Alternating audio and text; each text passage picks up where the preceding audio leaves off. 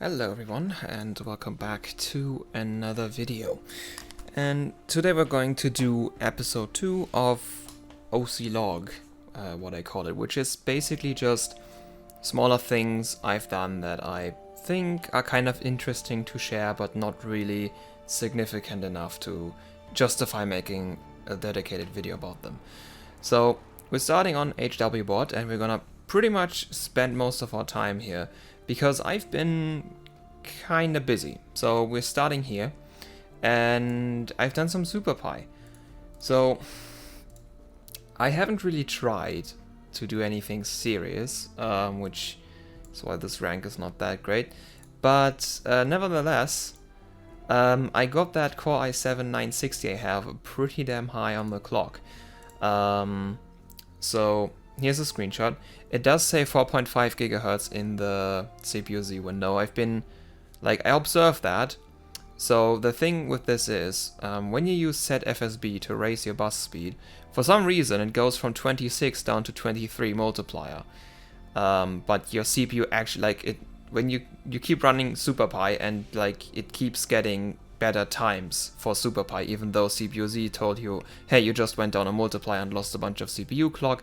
So that's actually a display error, because I'm still at 26 multiplier times 195.66 megahertz is how we end up at just under 4.9 gigahertz, because that is really, it's literally one step in set FSB more and this wouldn't run. So this is as maxed as it will go, and you can see here the voltage is kind of high. I was told I've actually been kind of tame with the voltage, so I don't know a lot about this thing. I wasn't on Windows XP, as you can see. I was on Windows 7. I didn't tune RAM. I've been told tuning RAM can sometimes help, and just that. So my score's not all that great, but I'm still kind of proud of that I got something done that's not super bad. It's not really about the score. It's more about that I did get the CPU clocking pretty high. And yeah, and I think I also tried just CPU-Z validations. I think I got one extra set FSB step out of it, and then it just wouldn't run as well. So yeah, this is basically as maxed as it was gonna be, and this was on water cooling, as you can see here. On the X58 Rampage 2 Gene, also known as the only Asus board that has not let me down ever for now. I really actually kind of like this board, apart from the fact that its VRM is a fire hazard. And I've been thinking of making a PCB overview for this, because no one else has done one yet, and I kind of like the board. It just isn't that great for benching things on LN2, because the VRM will blow up. But yeah, I actually had a good time working with this board. I had a bunch of fun, and yeah, so first I'm doing SuperPi. You can see here I have this PCI postcard here to read out the postcodes, because this board actually doesn't have a postcode integrated. And then there's just a random GTX 560 Ti that I used for video out. And also you can see the fan down here. That was when I took the fans off for making the video, but I had this smaller fan on the VRM and Northbridge heatsink, and then this bigger fan you can kind of see here on the memory stick. The one memory stick I have. Probably populating all three channels would have also helped with times a bit.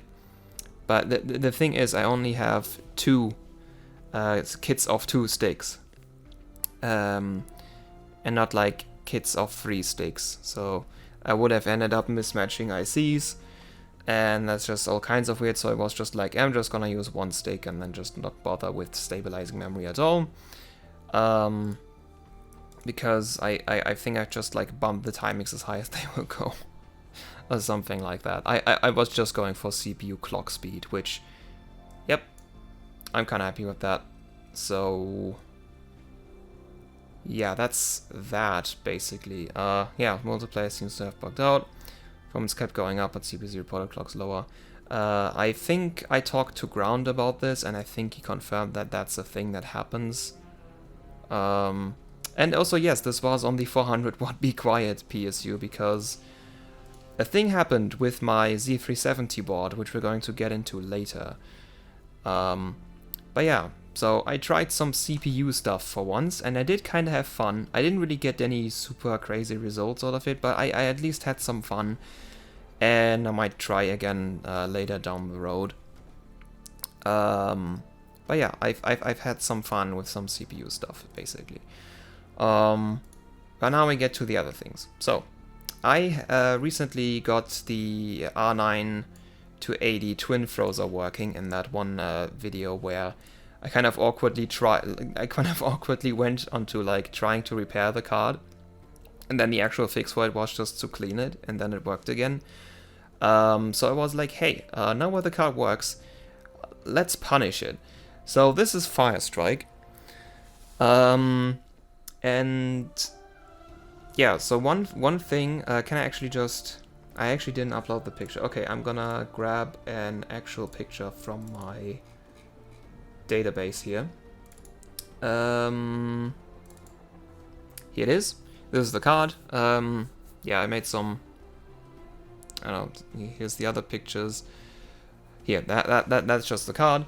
So it's a nice custom PCB from MSI. It has an 8-phase V-core, 2-phase memory, and then 1-phase VDDCI. Pretty nice custom PCB using some really nice MOSFETs. Also comes with this really nice VRM heatsink. So the PCB is really nice. I really like the PCB. Only thing I could maybe complain about is the output filter, because there's no SMD polymers anywhere in there. Just a bunch of through holes and some multilayer ceramics. Which the 7970 Matrix gets away with, but that card quite literally has twice the VRM phases. So you can get away with having a worse output filter by just having more phases, but this one doesn't. This has half as many phases and is using about the same kind of output filter that the Matrix has. But apart from that, I really like the card, and yeah, there's nothing on the back, sadly. But there's a lot of, like, you could just solder caps to there, which I might end up doing. But what I wanted to get into is another thing. So, you can kind of see that it says Elpida there on the memory chip. And as soon as I saw that, I was like, oh, this card is not gonna overclock well. So I was hoping it would at least have a good core. Well, as it turns out, the complete opposite happened, because the memory actually clocks kind of good. Right, I messed up the screenshot because I saved the scores and then made the screenshots later. It's at 1750, running 1250 megahertz timings. So it's running a very tight timing set that, for example, like 1250 timings you can run on Hynix AFR, on this, which is Elpida BBBG. And on Hynix MFR, for example, you can't run the 1250 strap without losing a bunch of frequency. This one lost about 50 megahertz of frequency, but runs the very tight 1250 strap. Hynix MFR runs the 1375 strap.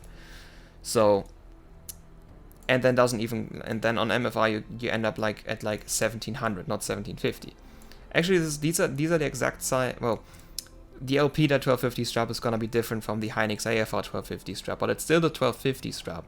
And this is the same memory frequency that, say, Salties 280X ended up running on Hynix AFR, which so far is the best performing memory on Tahiti cards. So this is essentially matching that. I haven't yet tried any of the custom straps that were meant for Hynix, but I mean, this card is still BIOS, so I could just try if the Hynix straps work on this as well, to potentially get some more performance out of it. But yeah, I was pleasantly surprised how well this Elpida memory did. I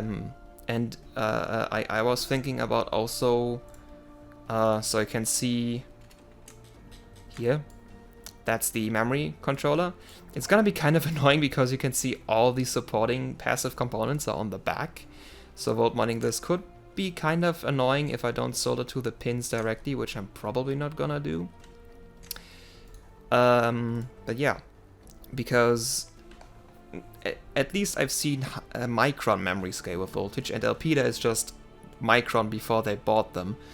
So yeah, I thought of volt modding memory on this, maybe get the memory clocks up a bit, but that doesn't really save the card because the core on this is absolutely abysmal. So this thing, it actually bamboozled me. So, you see this?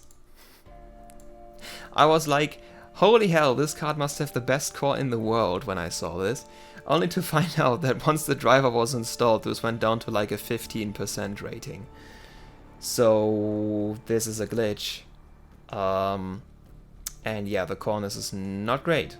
So these are not even the final settings. These are the tame settings I used for a different Fire Strike result that was about 200 points lower. So, well, actually, I think this is what I actually ended up running. Let's see what I said in the comment. 1.46 vCore made the core a bit faster than the last sub, but it's a bit weak. So 1.46, so it is set to 1.46 here, but I have the load line on, so actually under load you end up at 1.41. I'm not entirely sure if this is what I ended up running. I might have just set it to 1.5 volts with LOC, or like that, which, I don't know. Basically, I'm not sure if I set 1.6 or I actually had 1.6 on the load, because I think I had the LOC on at 60%. But basically this is the Elmer EVC running the card, because I have hooked it up to the IR3563B on the card.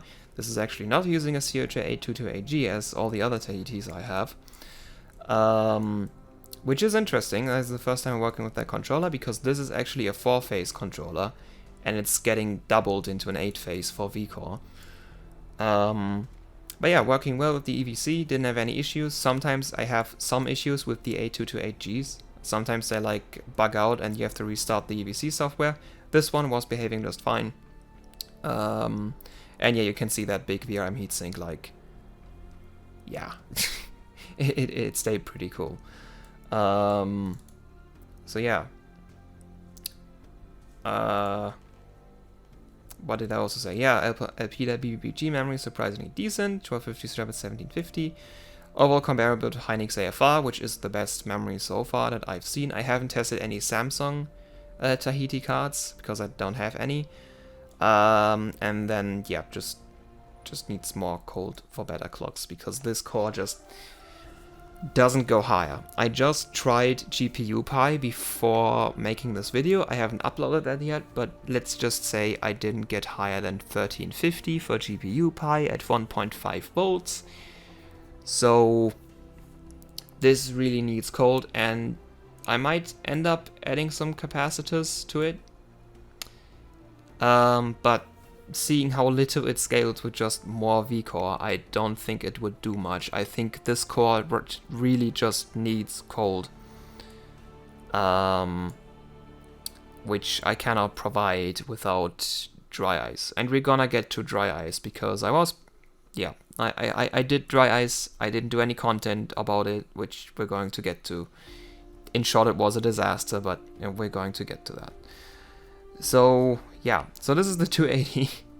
It's my only 280, and I'm still second, right next to Negative Feedback, who ran his card on dry ice, and actually he put also some actual work into his card, so it can, like, basically he has the Gigabyte card, and the Gigabyte card is, I think, using an ADP 4100 or something like that. Like, it's a weird controller that you can't use with the EVC. So he did everything in hardware. And this also has the thing where you're like, I'm actually not sure, like, I think he modded LOC, I think he just has a normal volt mod for more vCore on it, I think he disabled OCP also. So yeah, huge respect to doing all the mods on the card. AMD cards are kind of annoying to mod these things on. On Nvidia, I've been told on Nvidia it's a lot easier. I've never hardware removed OCP, and I probably will always use the EVC when I can. But yeah, like, respect to making the card, and I think. So the thing is, I was talking to him because he's also on the JackNet RGB server. Basically, I was talking about my sub, and he was like, hey, I just did dry ice on my card, so you can see here. His card was on dry ice, and like it's insulated. He also runs a 5800X, which is just going to murder my 8700K in physics score. Yeah, so basically he was saying like he might rerun his card on water cooling, which probably, well, I mean, he already has a sub. But basically, I would if he was someone else, I would have gone to third, because even though the memory on this is good, core clock really is where it's at for Tahitis. You can have really good memory, but if your core is not clocking well, which mine didn't, like this Firestrike was at 1325, and that's the highest of all the results we're gonna go into. The other ones I ran lower. So yeah, my score is still kind of low. 12,000 overall is definitely possible. With there's a good core, and if you're not sure about that, then let me just show you something. Submissions, video card, I did Firestrike. Here's the 7950. Doing pretty much almost 12,000, and this is on Windows 10, as you can see. So if I reran this on Windows 7 and put my CPU to 5.2 instead of 5.1, because I now have a profile for that, it would do 12,000. And the 7950 and the 280 are like, wait, we already did this. Like, look at like 1792 cores, 1792 cores, because it's the same card. They're both Tahitis. This is like the 280 is literally just a rebranded 7950, and the 7950 actually does decent core. You can see here 1355 in Firestrike. But lower memory clocks and with worse strap. This should have been, oh, I didn't leave a comment, but this should have been the 1375 strap on my 7950, because this has Hynix MFR. But yeah, so you see GPU score higher, combined is higher. My CPU is actually lower because I was running Windows 10 and not 5.2. Oh, actually, this is the 5.1 profile I did this screenshot on, but I ran it at 5.2, I think. Yeah, I ran it at 5.2. So yeah, this card is capable of doing 12K, you just need a good core. Which this one doesn't have. And I am not overly confident that more capacitors is going to fix it. But I might try to mess with the memory, just for the sake of trying to see if Elpida scales with voltage. Because, yeah, it's the first time I have Elpida on a non-super low-end card. So, for the sake of that, this card is interesting, basically. And I like the PCB, but the PCB can't help the core when it's bad. And yeah. And also you can see how I... let's just do it in here. You can see how I attach the EVC. So like the EVC comes with a bunch of cables, but I kind of ran out. So what I did is I just soldered some cables to the I2C port and then have them open and then use alligator clamps to attach to them. Which then, oh, it's out of frame, but there's the EVC up there. Super janky, but it's been working so far. It's been working so far. Yeah, that's basically that. So, yeah, and then here's the EVC screenshot again. So, that's basically it. That's the R9280, and here's just a bunch. Okay, that's negative feedbacks result. Here's Firestrike Extreme. Same card, same setup, same everything. I had to lower the clocks. Here at 5 MHz core. Because it wouldn't pass otherwise. I'm third, because there was like, yeah, 12 is in the ranking for this one. He isn't in for normal Firestrike, but like 12 is one of the usual suspects you run into if you want to sub things. Okay, he was using a Sapphire card on what probably looks like phase change. Yep, phase change, and CPU on Cascade phase change. 5.3. Yeah, I'm not gonna beat this.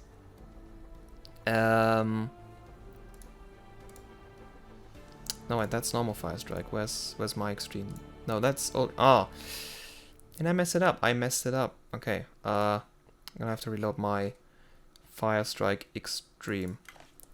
Because I want to look what my GPU score is. Because this is from 2017. Just using newer drivers can sometimes... Yeah, I'm beating that graphics score. Even though he's at 1400 core. I'm beating his graphics score at like 1320.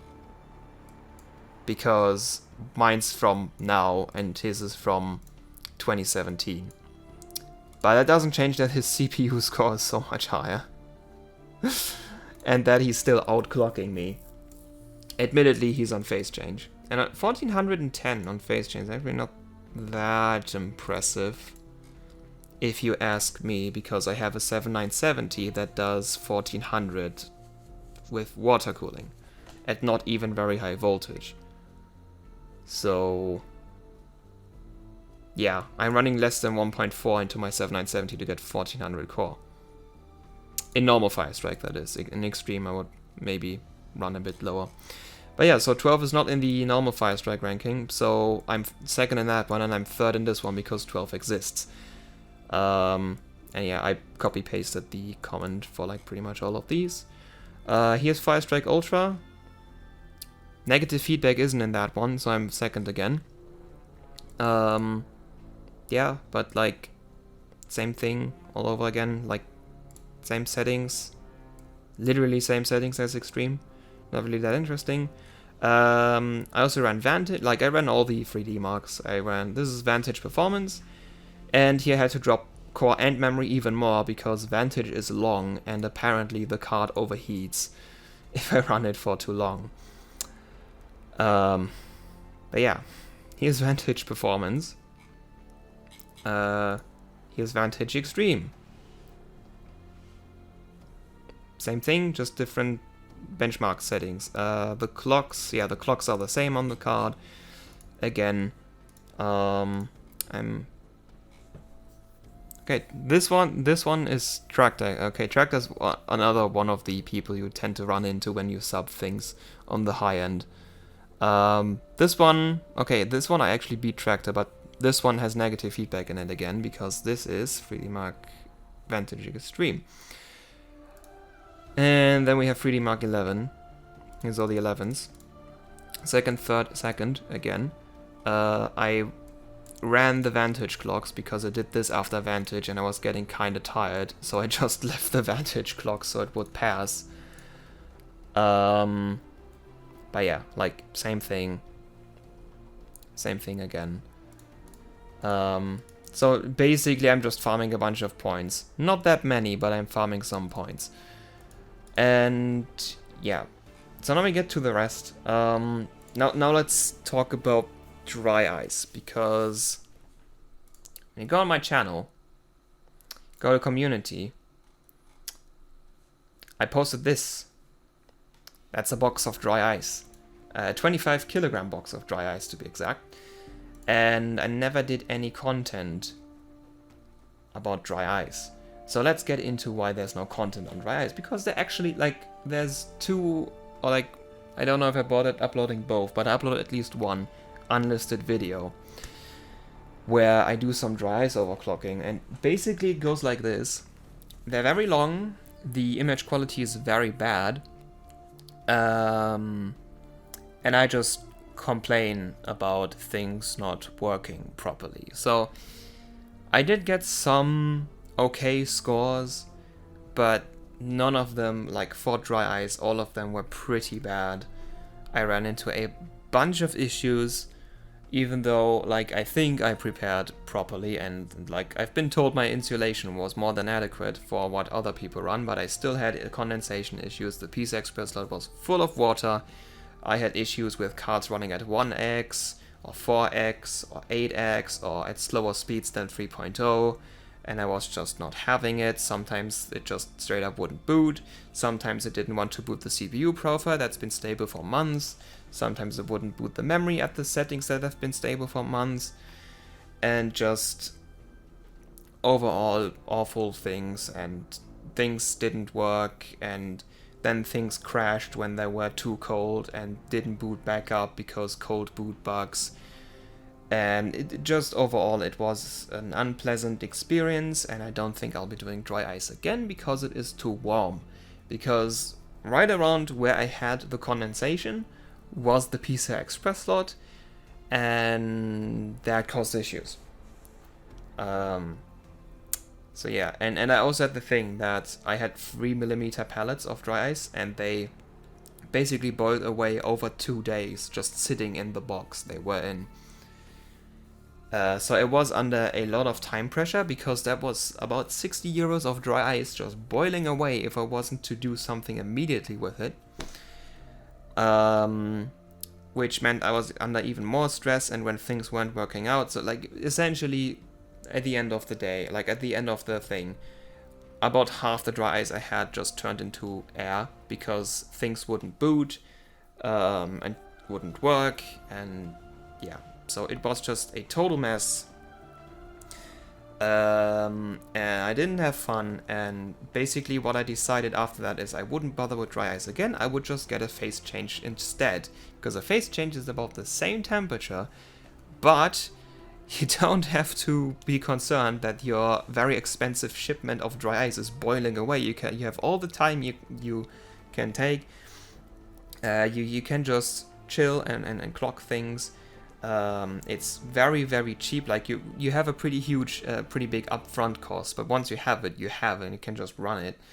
And I found someone who doesn't live that far away from me, who offered me a very, in my opinion, very sensible price for a properly built single stage phase change setup that's mostly meant for CPUs, but shouldn't be too hard to adapt for GPUs as well.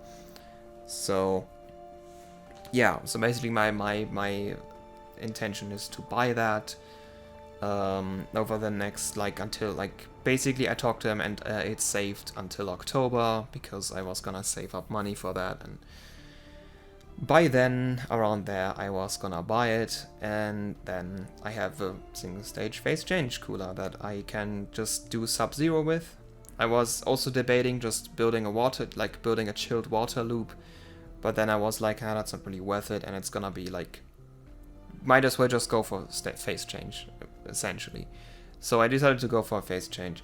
The risk is that it might not fit on like AMD mounting spacing. There's a pretty good chance it fits on NVIDIA mounting spacing, but AMD might actually not fit. I might end up having to make like a fancy mounting adapter for it, depending on how wide the evaporator plate is. But yeah, I don't think that's gonna change my decision to buy it, because even if I can just bench NVIDIA, which I've been told, or like I saw, is better to bench Sub-Zero anyway, because AMD tends to have issues if you go cold enough, then that's fine, and it's fine. Like, it's alright. And yeah. So there's no dry ice content, and then there's also the part where one of the operating system I used for all the dry ice benching corrupted, and I lost all the saved benchmark files, and I didn't upload any of them yet, and I lost all the results. Except one for a GTX 780 Jetstream, which is like 200 points higher than my ambient result, which is what we're looking at right here. So this is my ambient result. This was literally on the stock heatsink. Literally on the stock heatsink, as you can see. Yeah. So yeah.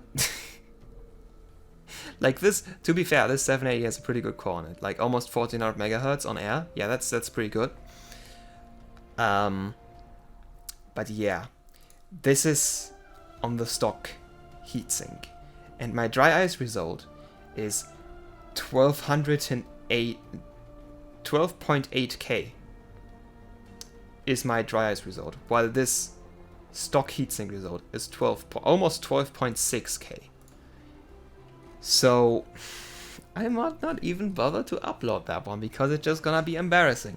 Also, I have to have an image of the thing, and I don't remember if I took an image of that setup. So yeah. Oh my god, this is on the 1800X still. Oh no, this is... Oh no, this is on the 87K. This is beating... I'm talking about beating a different... Yeah, Yeah, okay. Still, that's also 5.1. I have my 8700K at 5.2 now. So, and this is probably... Oh no, I just realized it's invalid. I don't have the memory and mainboard tab open. Well, this is probably gonna get taken down then. But I'm pretty sure I didn't have my memory tuned back then. So, yeah, like, no, that physics score isn't too bad actually. That's not too bad, like that's Windows 10. Yeah, but still. The one result I have is really, really bad. And I also wasn't feeling that way. I was pretty annoyed, to be honest, at myself and the way that didn't work out. So yeah, and then there's the other thing, which is what happened with my motherboard, this here Z370 Gaming 5. It kind of died. Not really, like it's working now again. But, so all these issues I was talking about like graphics cards not running at all the PCI Express lanes or like being stuck at lower speeds, that might have been the side effect of the dry ice, but the thing is it didn't go away after the dry ice was gone for weeks. So, what happened is I had the board plastidipped, like around the PCI Express slot. Can we open? Oh well, that's... Okay, you can see the cursor. So pretty much this entire area and this entire area I had plastidipped. I had the plastic covers removed. So I had all of this plastidipped, including under the PCI Express slot. I shoved plastidip in there. So I was like, hey, there's no way the motherboard is gonna have condensation issues. Yet again, the PCI Express slot didn't want to work because, well, the PCI Express slot itself could have been full of water. That could have happened. What did happen later is you can actually see it in the 280X video where I repaired it, because I didn't fix the issue back then, or more like I didn't notice it. The car was actually running at 16X, but 2.0, not 3.0, and I reproduced that with every single card I tried. Not a single card I had was able to run 3.0 16X. They were able to run 1X 3.0 just fine, but anything over 1X was stuck at 2.0. And, well, this is really stretching the image, but you can see here, there's like some PCI Express switches here, and then there's another PCI Express switch down here. So I pulled off the plastidip and noticed that pretty much everything that was covered in plastidip was corroded to hell. Everything that wasn't covered in plastidip was completely fine, but everything that was covered in plastidip had like a very distinct green layer on it. So I don't know how that moisture got there. I like, it was properly plastidipped. There was no like air bubble or something. It was properly plastidipped, so no idea how it got there. However, it was corroded to hell. And basically what I did to fix it is I had the motherboard in the dishwasher. Then I cleaned it with isopropyl alcohol and a toothbrush. Then I had it have a bath in vinegar, and then I had it in the dishwasher again. And after that, the PCI Express switches and everything else looked fine, and then the board also worked again. So right now it's perfectly functional again. Everything's running fine. Which is why I swapped over to VGene in my test bench for a bit, because this motherboard was out of commission for like 2 days or something, because I let it dry a lot and then inspected, like, is it still corroded? And then I decided, yeah, it still kind of looks corroded, so it's gonna have another round in whatever I thought of. So yeah, in that time I did all these things with the Gene and actually had some fun. And then I put this board back into my test bench and did the R9280 things. And yeah, so that's the thing that happened. And yeah, that's kinda it. No, actually, that's not it. There's still more things to do.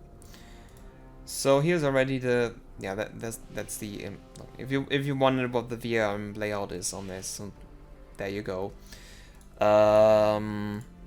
Actually, do we have other things? Actually, this is something I've never talked about. Oh, I don't have an image of that. Sad. I actually tried to get this card working. So this is the RX 570 Expedition. My card was faulty. It had faulty high-side MOSFETs. 2 of them exploded at like loads they totally should have been okay with. And basically I tried to replace those MOSFETs and the card worked. Like I did a video series ages and ages ago about that. Basically I replaced the MOSFETs with other ones, not the exact same spec because I didn't have any of those, but like MOSFETs that in their electrical characteristics were similar enough or better.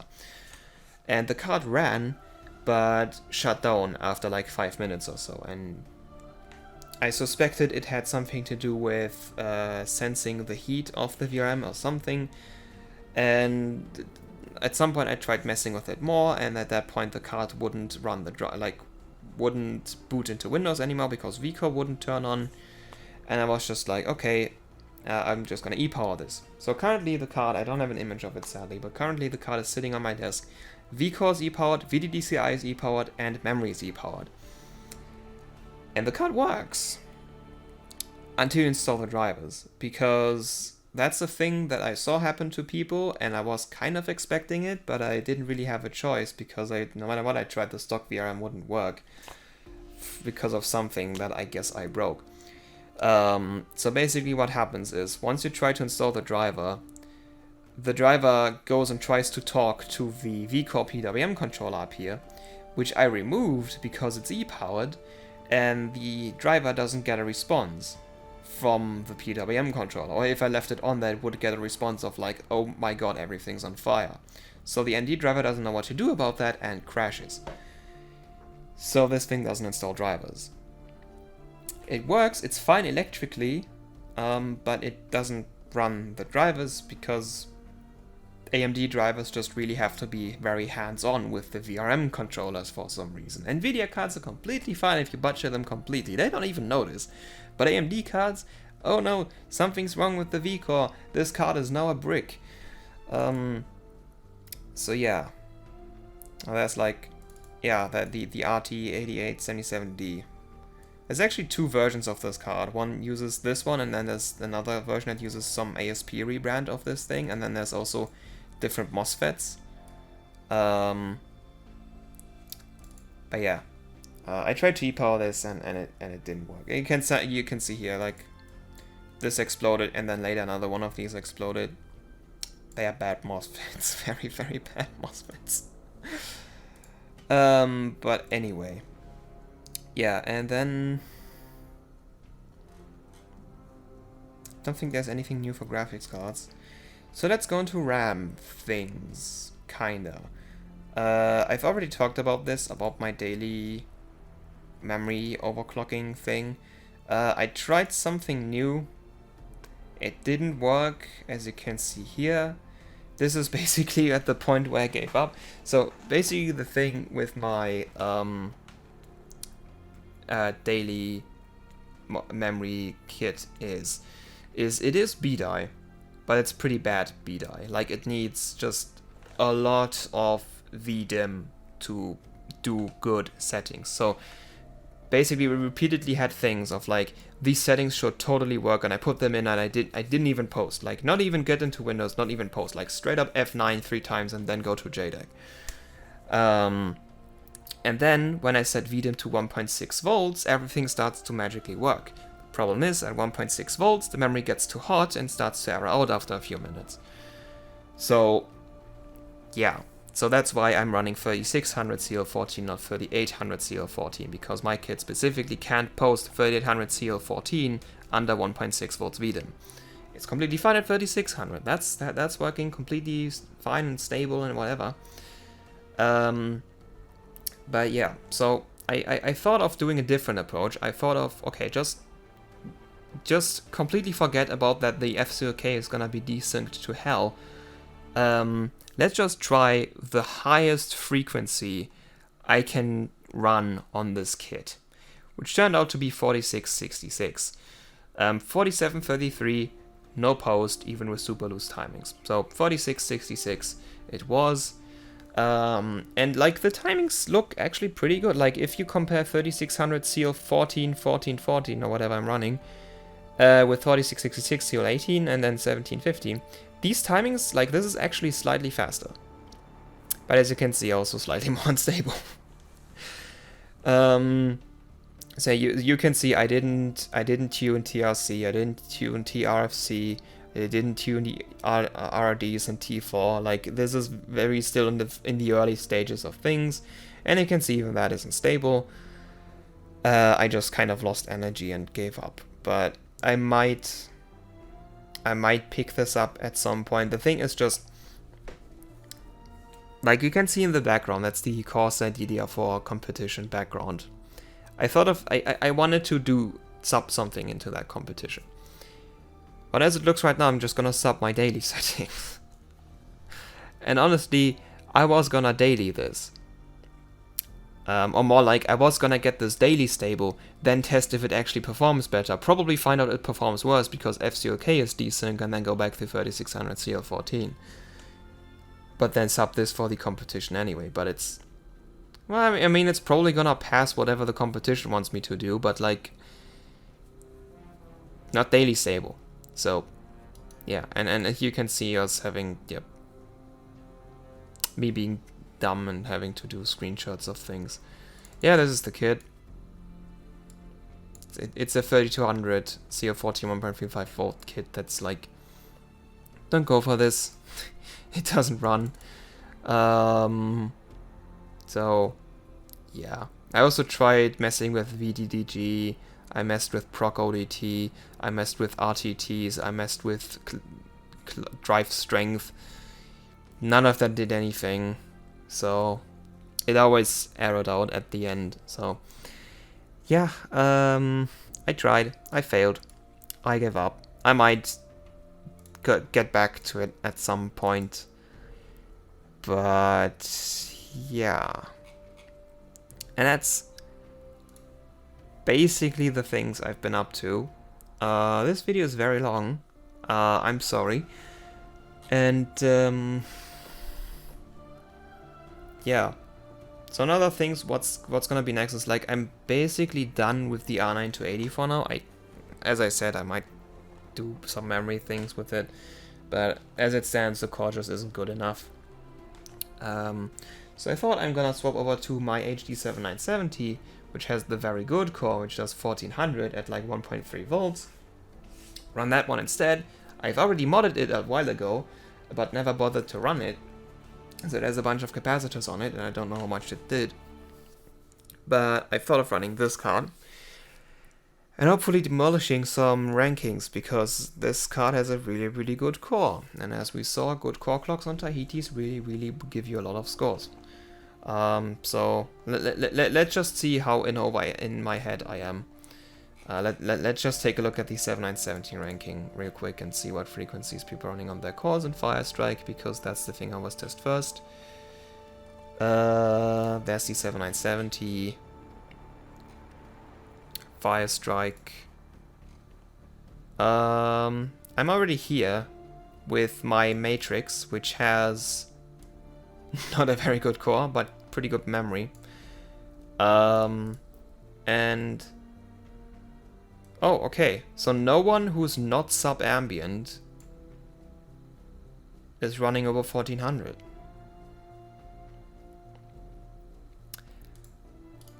What CPU though? That looks like a CPU I'm not gonna beat. No. I'm not beating that. Yeah.